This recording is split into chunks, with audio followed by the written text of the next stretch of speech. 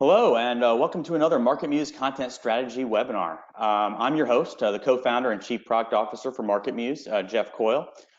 Today's discussion is really going to be exciting. It's titled How to Predict Content Performance and Shareability. And before I intro our special guest today, a few housekeeping notes. Ask us questions, anything relevant, semi-relevant, your call. In the GoToWebinar, and we'll either get to them in line if they're relevant or hit as many as we can at the end. And anything that overflows, we'll personally answer them via email. The recording and the notes are available after the webinar and will be sent out via email. So look for those, and please go download the rest of our recordings from the Content Strategy series.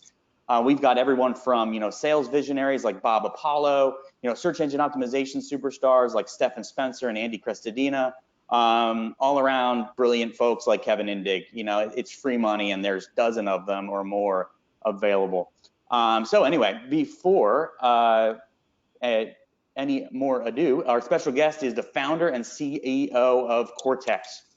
A little bit on Cortex from my perspective. They're an amazing company. Both of our headquarters are in the Boston area, so I've had a pleasure of kind of growing along, scaling alongside Brennan's company as clients, peers and friends. Welcome, Brennan White.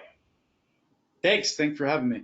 Oh yeah, sure. So before we get started, give the audience that may not know everything about Cortex a general overview and where you're focused today. Absolutely. So those of you familiar with MarketMuse will have a pretty easy time, I think, placing us on the spectrum of software. Cortex is an artificial intelligence platform focused on social media. So kind of like, as you'll see as we talk today, there's a lot of similarities between how MarketMuse approaches content and how Cortex tries to demystify the choices that brands have to make in social. And Cortex is a platform that helps them automate and make better decisions. Cool. So we just have to have the fight later of is MarketMuse the Cortex of content, or is Cortex the MarketMuse of social? But we can talk about that later. We've also had some very similar experience as founders. And before we dive into today's discussion, early on when I saw Cortex, you looked at it and you said, this works, right? What was that moment in your company's history where you kind of stepped back and said, oh yeah, this works? What did that look like for Cortex? Well, yeah, so I had a previous company, or still part owner of a previous company that was a digital marketing agency. Right. And it was one of the first social media marketing agencies in the US. And so we were kind of on the forefront doing a lot of projects with big global brands and seeing the same problems crop up over and over. And so that kind of led to looking for various solutions, talking to our vendors, seeing if someone was going to solve this problem. And then it just ended up being a like, well, let's see if someone internally, let's talk to our developers, let's see if they can put something together. So pretty early on, we got to a situation where, can we ingest this kind of content? Does it predict performance? And you kind of test the various assumptions you have. And once you get past a few of those, you say, wait a second, this is now going to change the way my first company was doing business. And to me, that was the first proof point, because if you can kind of eat your own dog food and it changes how you do things, the premise at least is that other people doing these same things could benefit from that tech. So that was probably maybe 4 years ago now, where we really felt that first, like, ooh, this is for real. We should go raise some money and really do this correctly. Our stories are scarily similar, and I'll share mine another day, but yeah, it's pretty wild how scarily similar they are, for sure. So when you do it and it's successful and you see that it can scale, it is an amazing feeling. But let's dive into the discussion today. The first question I have for you is really focused on content marketing, social media content production, or any other channels that you've worked with. How much of a plague is it on expenses, on efficiency, or otherwise when limited data and or the wrong data is used to decide or schedule or determine yay or nay on a marketing effort? Specifically, how do you feel about that? Well, I bet you know the answer to this already. Yeah, as you know, this is a problem that everybody has, right?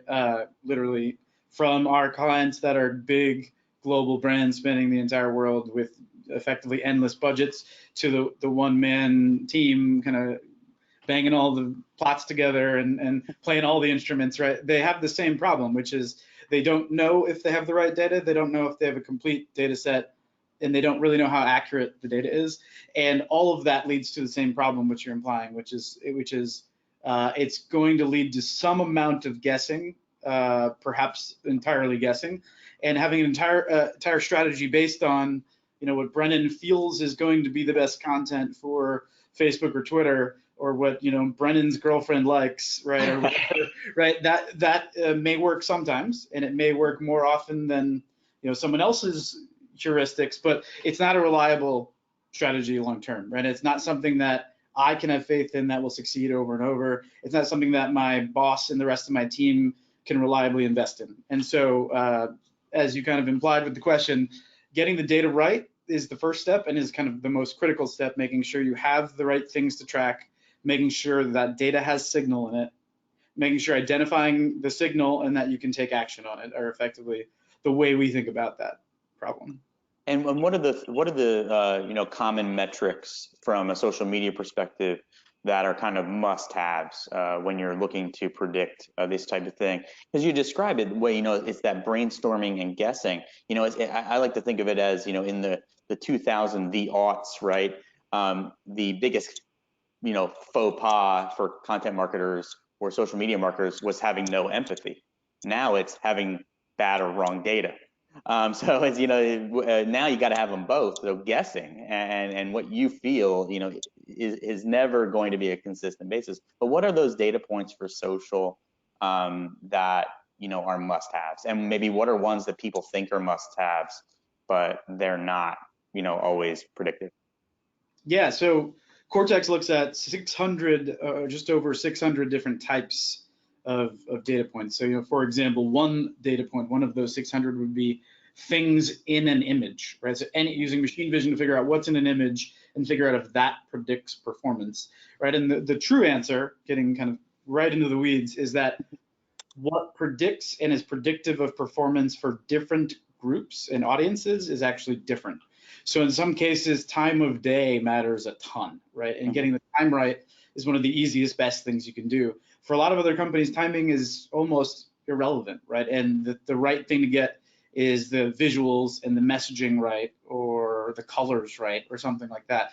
It's really hard to know right out of the gate, which is going to be most impactful for you, which is why having a process where you're gathering all of that data, you're tracking everything, and you're looking for that signal is critical, right? Because for you, it varies, even from our customers, it varies even within the same company, it varies channel to channel, right? So sophisticated companies need to be able to say that, okay, the strategy on Facebook is thus for these reasons, driven by these primary drivers, and the strategy for Instagram is unique and different for these drivers. Because oftentimes, as I'm sure you see in what you do, people don't have the time a lot of times, so they end up just kind of doing what they can as best they can, and that often ends up just copy pasting whatever strategy they had before or was passed down to them, or they find something that works on one channel, and oftentimes they'll just replicate it. And that's better than no strategy. That's better than what does Brennan think when he gets up in the morning, but it's still suboptimal. And if you can get access to that data and have a process to process the data and look for the signal, then of course you can actually adapt your strategy to exactly what matters to each audience and on each channel. Yeah, I think it's speaking about the predictive nature of having, like in your case 600 factors, in our case hundreds of factors to look at to predict the future. I mean, and it sounds funny, you're saying predict the future, but it's really the same journey with email. It's the same journey with landing page optimization. It's, you realize that gradual improvement is possible from A/B testing, and then you do your first multivariate test, right? You realize that you can do manual email subject line testing, but then with personalization, you go through this maturity path to where you see, oh geez, this can be something that ever optimizes because there's so many different things. And the way I like you mentioned, and I just wanted to reiterate that, was just because you did it on one campaign, in that way for one business or against one channel, that's not predictive. It's not speak from experience anymore with a lot of these things. It's really, you got to speak from personalization. You got to speak from true and understanding of data. So I thought that was really poignant. What is the biggest, limited data mistake that you see, with companies walking in the door, or prospects? Well, as I said, I think everyone has some version of that, right? Because effectively, you could have infinite data, and you can never be finished getting more data, right? So I think we're all guilty of it at some level. But I think the biggest mistake is being overconfident in your data set, right? What we see a lot, especially with more experienced marketers at the helm of a team, is they've rightfully so over their 20-something year career have developed confidence in their capabilities to predict things and guess and run a team without this information, right? Right. Nothing wrong with that. In fact, that is a mark of someone who's gotten good at their craft, right? That's great. But in a world now where you can get information, reliable, objective, relatively easy and affordable to get information about stuff that we couldn't get information about before.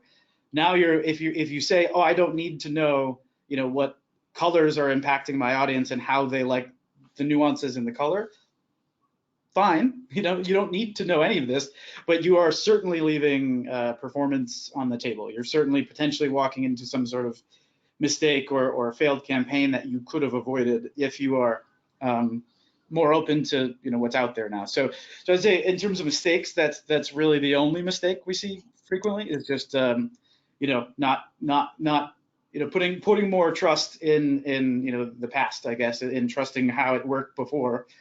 Even now that they've seen proof that these new things exist and that you can get signal from any one of the 600 features that we talked about, and it's not up to me or you or them to know in advance which feature is going to matter.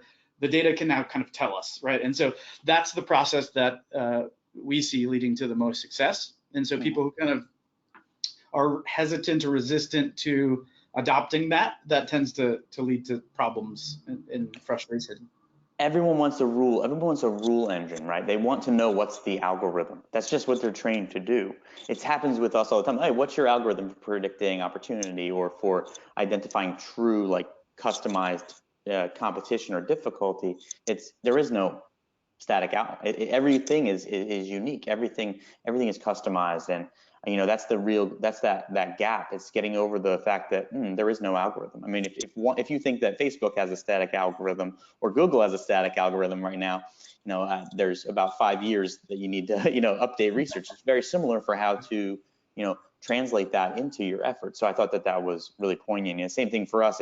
If you walk in the door and you're guiding all of your decisions with organic search volume or domain authority only, without thinking about these things, it's going to lead you astray. Your efficiency for publishing, it's very similar if you're, manually creating your audiences, I assume, in social. If you're manually creating them and go, this seems to work better than the last audience I created, so I'm going to stick with this one, which sometimes that's all the bandwidth you have, but why would you want to spend your bandwidth on that when the machine could be doing it and you could be spending time, gasp being creative.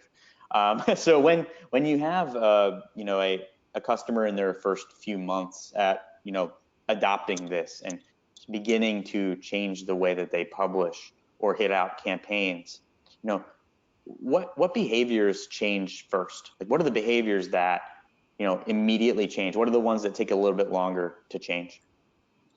Well, it's totally a personality thing, which we're actually trying to get better at sussing out, like in the sales process, right? Because I can help my customer success team if I can kind of bucket the customers by kind of like mentality and openness to this technology. And we're not great at that yet, just being open. It's kind of a case by case. But the biggest change, the biggest day-to-day change, is that because technology is able to now do this at a massive scale, the numbers and the kind of hunches that a Cortex or I'm sure a MarketMuse brings to the table really can be relied upon, right? There's a high level of confidence.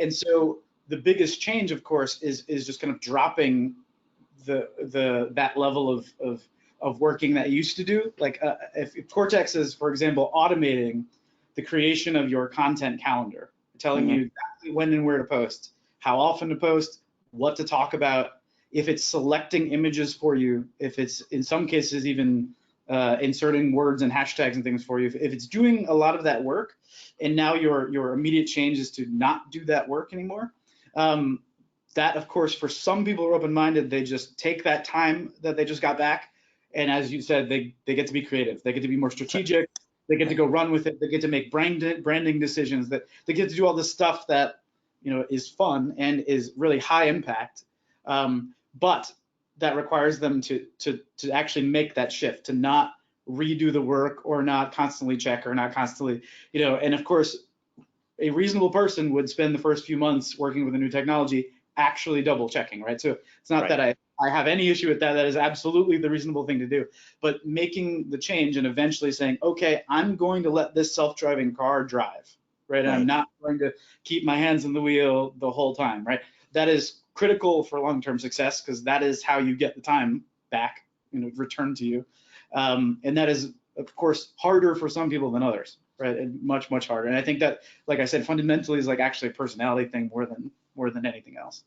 Yeah, I firmly agree, and we live in such similar worlds. It's how much better work product are you getting out of your writers? Are they able to spend more time being creative? Are you weaving what the recommendations into your editorial calendar? For a while until you're replacing it. It's very, very similar. And I'm okay with the weave.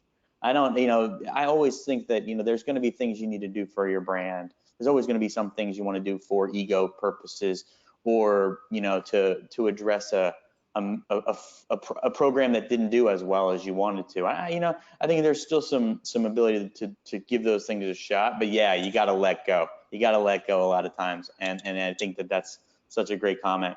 And do your clients, do they get hooked on the immediacy of that? Like, that it just starts to work so well, or that going back just seems painful?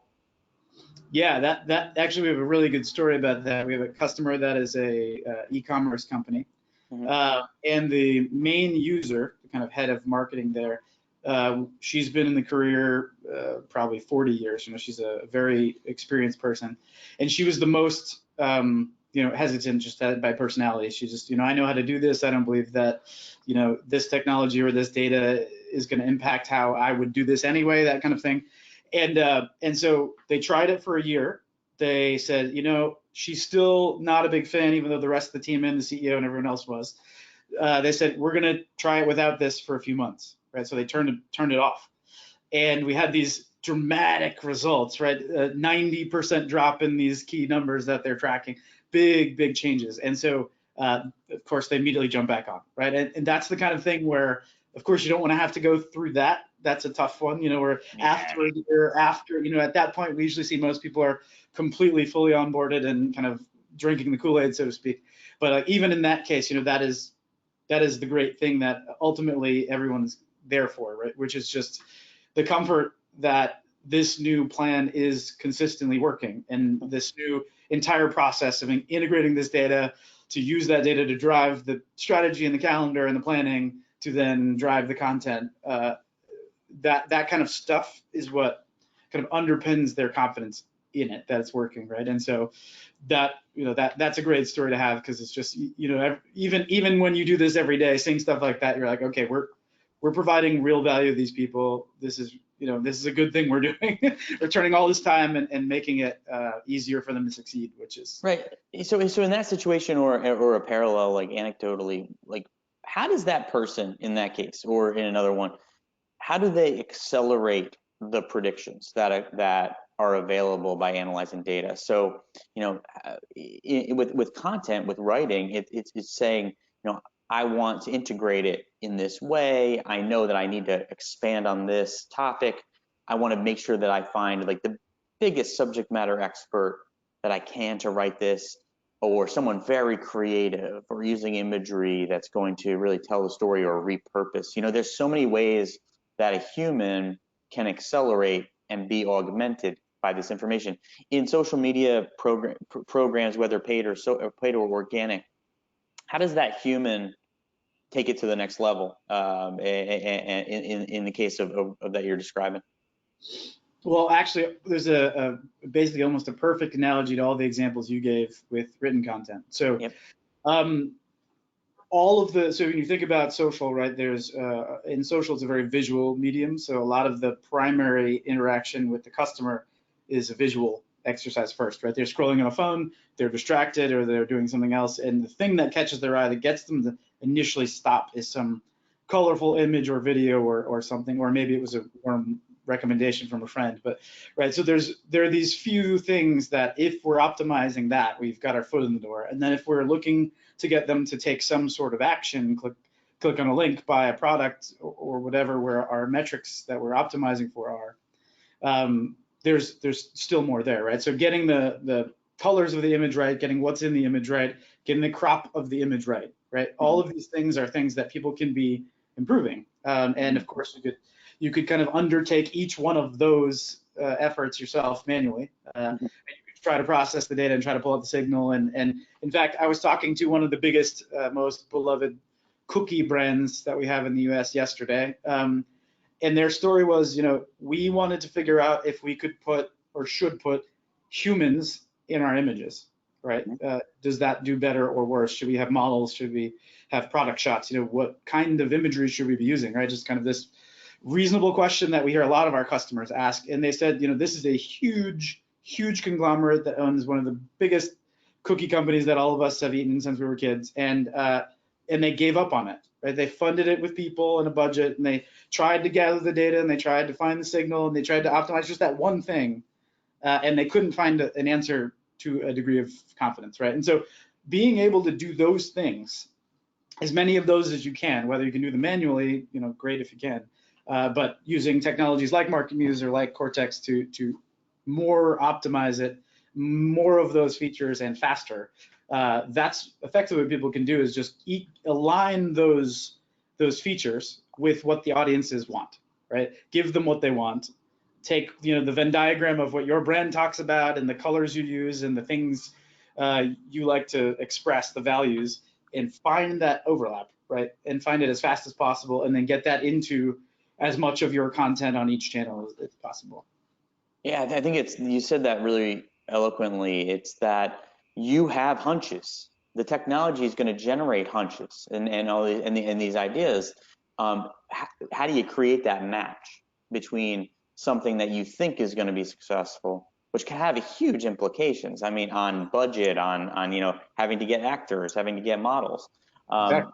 How do you validate that and create a single source of truth that you can consistently rely on? And whether that is a report, a research report, whether that is a content brief, whether that is a proposed plan for a social media campaign, are you confident with that there is a single source of truth that you can rely on, that research element that can answer that question? I think a great to do there is to ask questions and get those questions documented. Is to say, what should I be writing next, or to ask a question based on a parameter.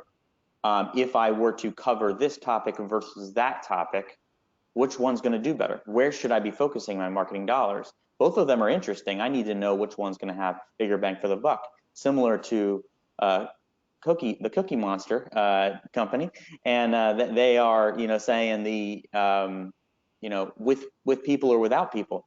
Traditional marketing might say one way, but are you willing to rely on that and spend millions of dollars? I mean, that's such a great story because it's just so easy to get.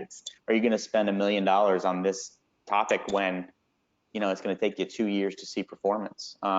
And we see that so consistently. It's like it's turning social strategy and content strategy into business strategy.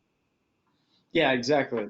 It comes right down to the dollars and cents of it, right? If you're going to have to hire a different photographer and a set of models and all the that impacts the whole business, right? We're not just talking about Facebook anymore. We're talking about you're spending tons of money one direction, you're pivoting dramatically the other direction. And previously, as this happens in in all types of creative work. Previously, those decisions were made based on, the boss's opinion, and Right. or the most persuasive arguer was the one who won the day, and that's where the strategy went, or the highest ranking person or something, some non-objective social political thing was happening. And we left that meeting saying, okay, we're making photos with humans in them because Bob did that once at his last job and it worked really well, right? Some weird thing that, like when you compare it to using the data about our audience on that channel right now, about what they're interacting with now, it seems silly. But given what was possible, 6 months ago or a year ago, before we had access to the technology, that literally was the best option available. Which one of us has tried something like this before ever? Oh, I have. Okay, let's listen to that guy, right? And that just the kind of changing the way decisions are made, improving the rigor in the process under each of our decisions. Right, and you still got to be that editor, right? Because both technologies could give you something, and you're like, that just doesn't fit. That just doesn't look right. But you've got to be open to the fact that if you did it, it'd be successful. And that's that leap of goes from faith, and you're like, well, yeah, I could write about that. I could publish a campaign that looked like that, but it doesn't fit. What's the next one that you recommend? Because I don't really like that one. That's that editorial and that expertise and the subject matter expertise that we're all desiring, and it's still very valuable, and make sure that you don't go off the rails. So that customer I mentioned before, the e-commerce company, is actually the same company. They were getting a recommendation in the middle of summer from Cortex, a recommendation to talk about Valentine's Day. Right. And several of the people on the team were saying, no, Valentine's Day is in February. We could not possibly talk about Valentine's Day right now. And so there's all this pushback. They would literally call our customer success people going, what is this software recommending? Doesn't it know that Valentine's Day is in February, right? It's clearly broken, right? And then finally we said, you might want to just try creating a piece of content mentioning Valentine's Day, right? Like this is based on something. Let's give it a whirl. And of course, it ended up being some of their best content. They did a callback. Doesn't have to be Valentine's Day to get the one you love, a piece of jewelry, that kind of thing, right? And knocked it out of the park, right? It's just like even little things like that. You think you put it right. It's a leap of faith to some degree to say, this doesn't feel right. And ultimately, it's my job to be the editor in chief of the magazine and kill that article and support this one. But being able to take that leap of faith and say, maybe there's something here if the data supports it. That's hard, but important. Yeah, you have to craft the narrative and around it. So sometimes you see a list of things to write about. You see a list of topics. You got to weave the web if the web isn't super clear, but that data is valid and there is a narrative there. You might not see it immediately, but it may be there. And great example on Valentine's Day. And you might say, hey, that doesn't seem like it's legit, but hey, there is a reason. There's a story there. Sometimes you have to create the story, and you have to connect the dots. I see it a lot in content where you've been really heavily focused on one thing and another thing, and those two topics don't connect. And you've got to build content that connects the dots between two of your powerful areas and build that bridge content. And sometimes that may seem unintuitive. And one question I had about like that type of similar approach, those sort of similar in social, how does correcting mistakes or addressing unsuccessful campaign manifest? In content gap analysis or in repurposing. That makes it's a lot clearer. How does that manifest in social? Is it reposting? Is it revisiting promotions? Is it landing page? Can you change the story? And what does that look like for social? Yeah, I think this is where, the nuances of what we do versus what you do, I think diverge a bit. I think it's very similar up until here, but because social with you guys, correct me if I'm wrong, I'm not an expert at what you do, but from what I understand is, if you were to get new signal, new understanding, you could go back and update existing content, right, to reflect the new understanding. That's fair, right? Right, exactly right, absolutely. Yeah. Okay, so social, that's not generally how it works. Generally, no one's going back and updating something once it's live. And so you'd have to view your kind of ongoing discussion almost as like a stew, right? And Yeah. people are constantly taking stew and eating the stew, and you're constantly, filling it with more ingredients and filling the stew back up. And you can change the flavor of the stew or the ingredients in the stew as time goes on, but you can't go back and take it back out of that guy's bowl or out of his mouth or something. He ingested what happened 2 years ago. 2 years ago. Mhm. So it seems like that's a bit different. So there isn't as much going back and correcting prior mistakes, but it's improving the stew today, right? Improving the stew today and tomorrow, and learning from people saying it was too bitter a month ago, and improving that, right? And so that I think that's where it slightly different, because it seems like in your world, people are building on their footprint at all times, and they can go back and kind of improve something they've already put out there, and kind of shore up that corner of the building, the edifice, a little bit. Whereas social, it's more like you're always presenting the finished stew, and people are seeing you for who you say you are right now. And in the near past, they could go back and see things, but predominantly they don't. The brands, mistake brands seem to make is they think of their Facebook page or one of their profiles as something that someone's going to go and take in and like scroll several years back and look at the majesty, and no one does that. As a percentage, it's a very small percentage of people.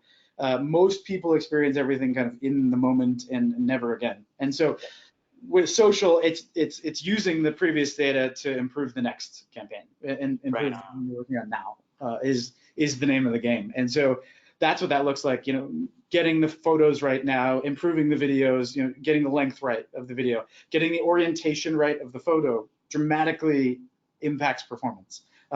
Just for example, we do a product called a visual vocabulary report, which is kind of what you were just talking about, is akin to that piece of truth about all of these creative choices that you're currently making, giving you the objective trends that you can then take and do whatever you want with. We just did one for a big customer who's in the cosmetics space, and they really care about Instagram. So it's a big part of this report, exclusively focused on Instagram, which is the biggest channel for them. And basically what it showed is that the default setting, the square photo, which used to be the only setting for Instagram, that was actually consistently negative, as were all types of horizontal imagery, various ratios, and all types of vertical imagery, except vertical imagery that was 4 units by 5 units, that exact ratio.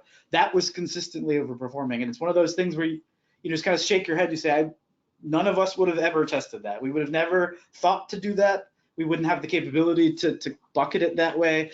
But it's incredibly important to know that if we're dropping 10% performance for any option but this one option, or 20% performance delta, that's huge, right? And so things like that, I think, are how you rectify errors in the past by making the next campaign better. No, I mean, and I've had people explicitly tell me about Instagram that what you said isn't true. And so, you get into it, it's like, and it's true, because they're so used to like that merging of channels. It's to say, oh, for Facebook, it's this way. For Instagram, it's that way. For Pinterest, it's this way.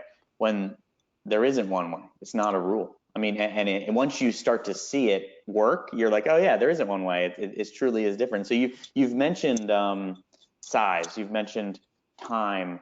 The big misconception on promotion is that it's only time and day. And you've already mentioned, 7, 8, 9 or more other factors. How does it differ for paid versus organic social? That was one question that I had, and it actually came in from the crowd. Great, that's a beautiful question.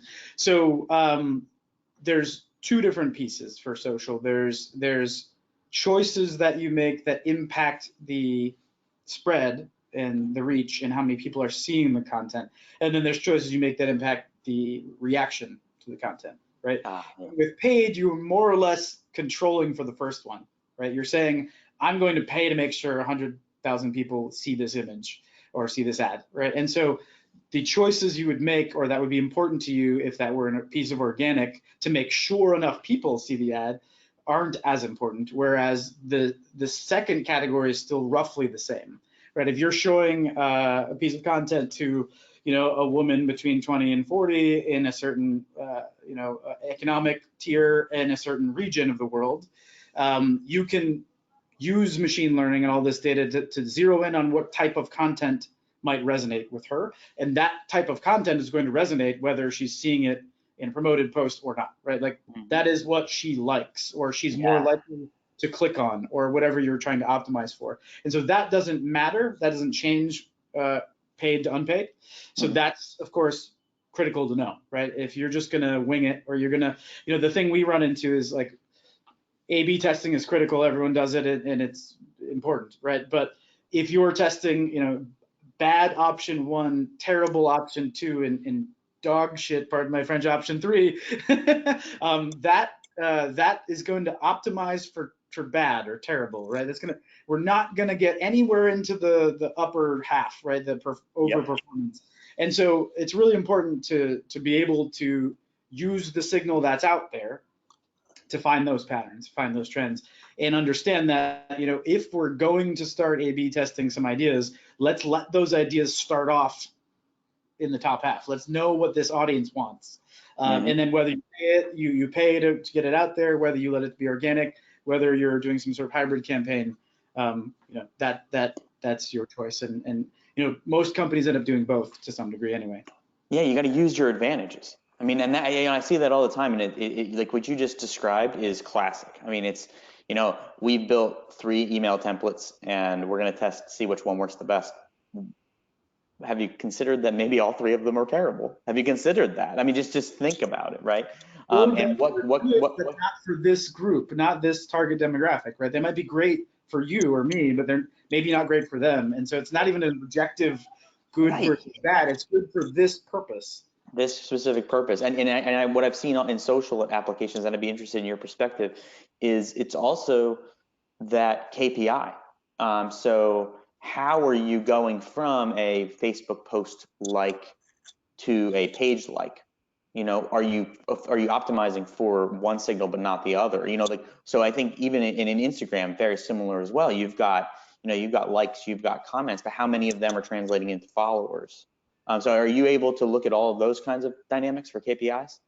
Yeah, that's the other reason why the kind of universal this photo works or this crop works or that stuff is all BS.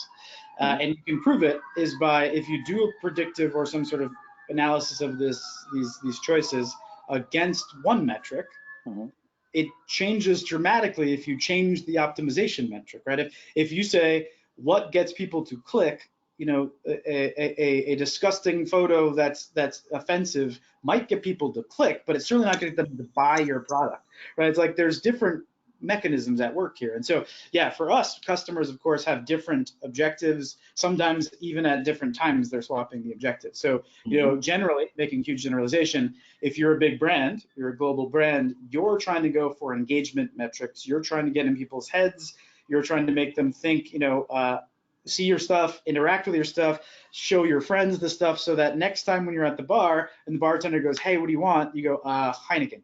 Right? Because the last guy I talked to, the last thing I interacted with is Heineken, and it's on my head, right? Whereas e-commerce, of course, that's more or less useless, or not useless, but it's purely secondary. What they really want is to turn Facebook, Pinterest, Twitter, Instagram into traffic sources for their website so people will convert, right? And so, yeah, the customer always picks the optimization metric, and from that, the analysis is done against that, right? And so, as I mentioned, like the findings change dramatically depending on what the outcome or the goal is.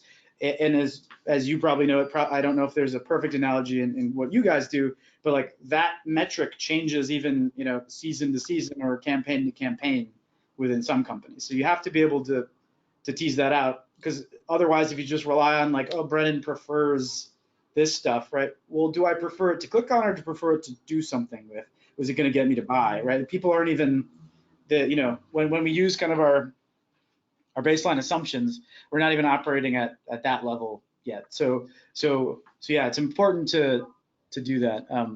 No, you said it right. I mean, you said it aligned, and I know you even got a plug for a beer in there too, which I always appreciate. But you said it though. It is about that KPI, and it's not just in content, and you kind of talked about this, it's more aligned with, do I understand the traffic conversion engagement opportunity and potential if I obtain a successful content item in this? But the tougher metric to calculate is that all boats rise with content. If I'm more about this topic, if I'm considered more of an authority, then my other existing content can automatically perform better.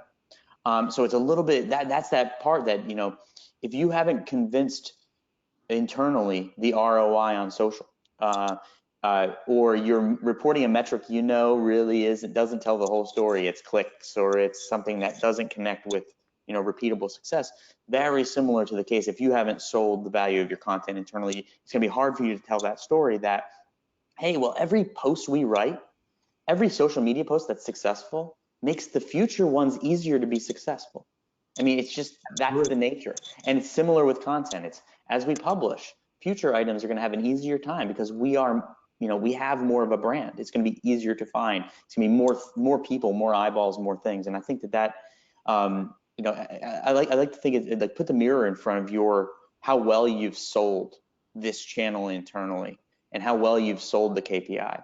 And a good vendor, obviously, speaking of us or anybody selling anything, is going to be able to say, okay, well, what's your core KPI?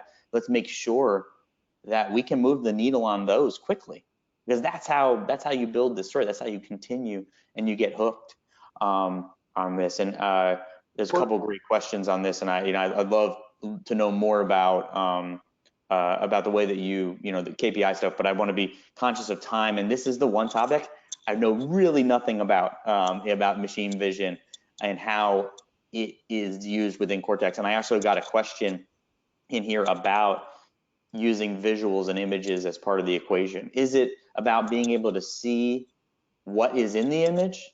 But you've already mentioned, you kind of already answered this, but it's the size, the clipping, the cropping. What other elements go into imagery and performance? So.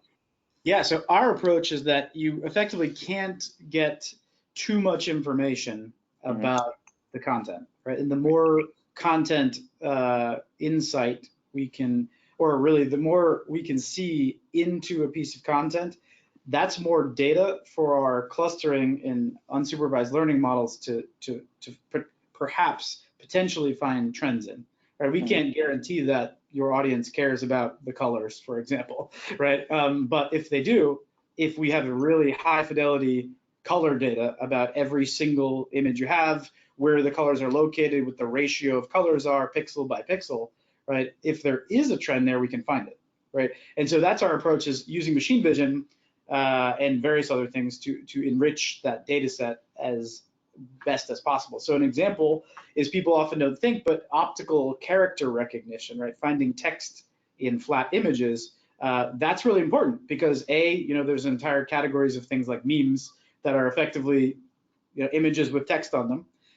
But B, that tells you a lot of information, and humans react very differently to a photo of something, of a thing, than a photo of text that they then read, right? And so oftentimes we see with our customers, depending on the customer, depending on the segment, depending on the channel, text in images usually is a fairly polarizing thing. Either their audience loves it and they're very memey, they share a lot of stuff, audience that has text in it, or there might be more product focused. They don't want to see, some BS from the marketer, or some quote from Dwight Eisenhower, or whatever it is. Like that's not what they're into, right? And being able to process that and break that out as a variable is important. And so our approach is, one of the things we do in the background is constantly add the abilities and things that we can see. Because, for example, one of the other things we do is scene detection, right? Or what kind of place is this image in? Is it at a baseball game? Is it at a beach? Is it at a famous location? If the Eiffel Tower is in the background, we know it's in Paris, right? Automatically, without geotagging, right? So things like that, just kind of making the processing better, making the data you're paying attention to better, allows you to find if there's a trend there at all.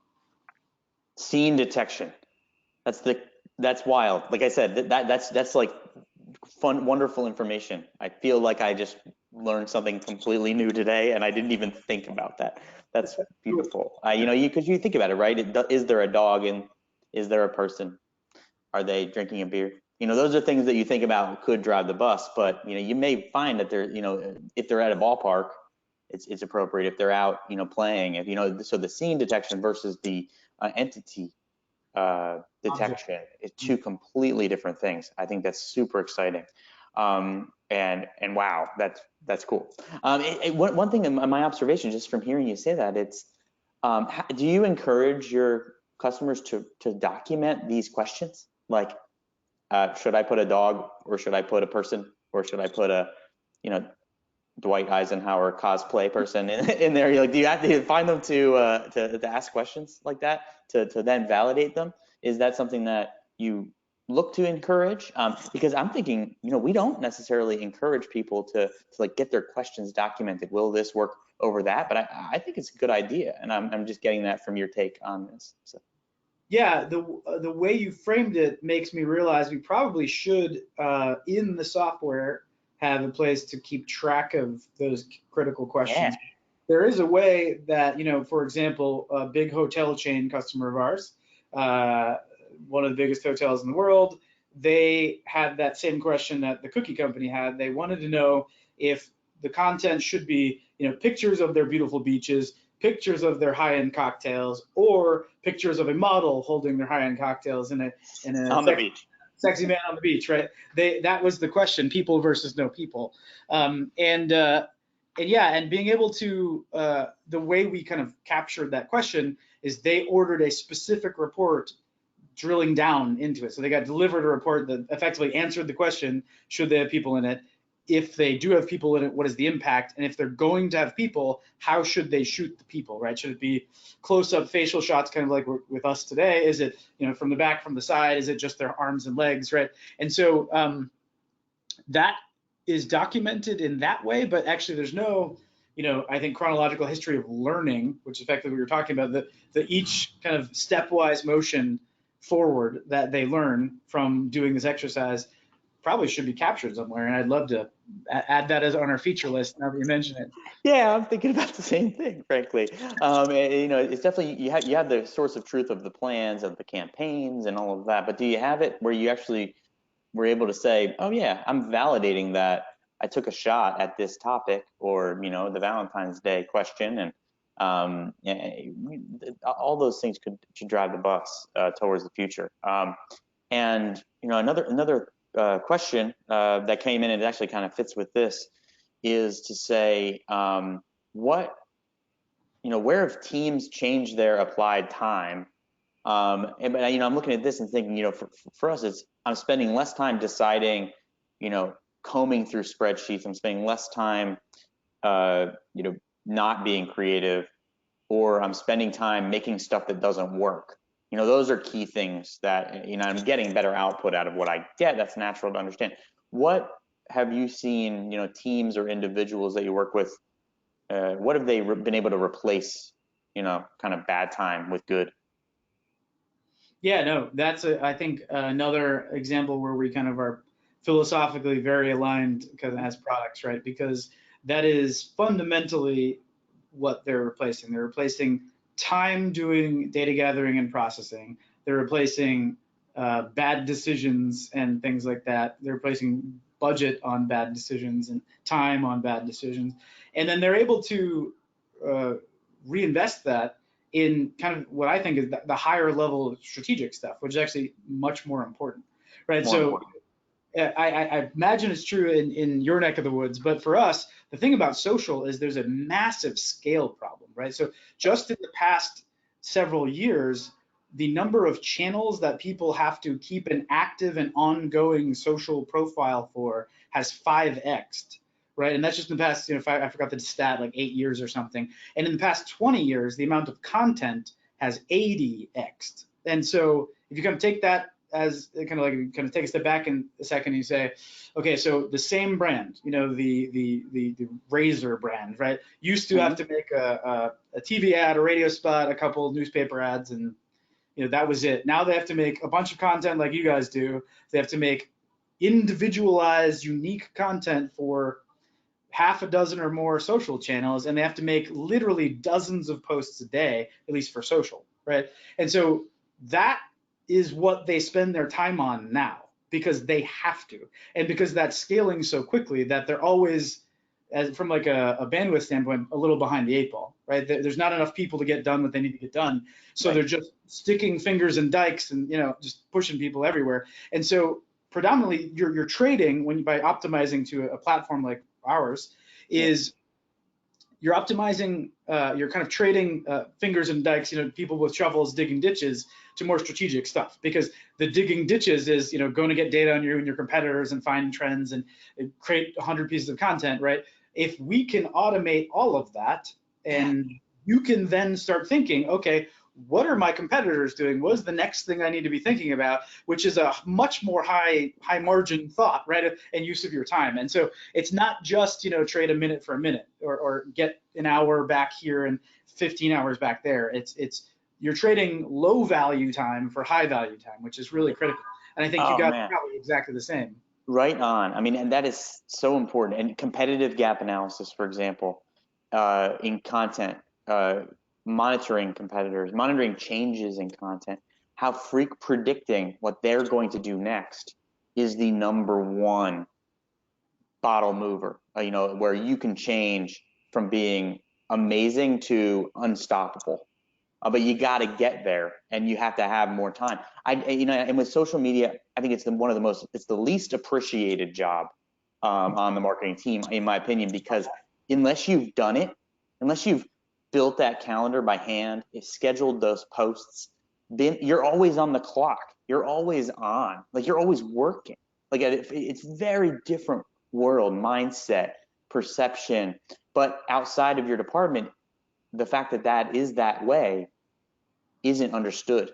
So technologies like we're talking about give you a little bit of your time back, where this world was created around social to kind of take away your time and to make your life, painful slightly. So I think the way that you've described it,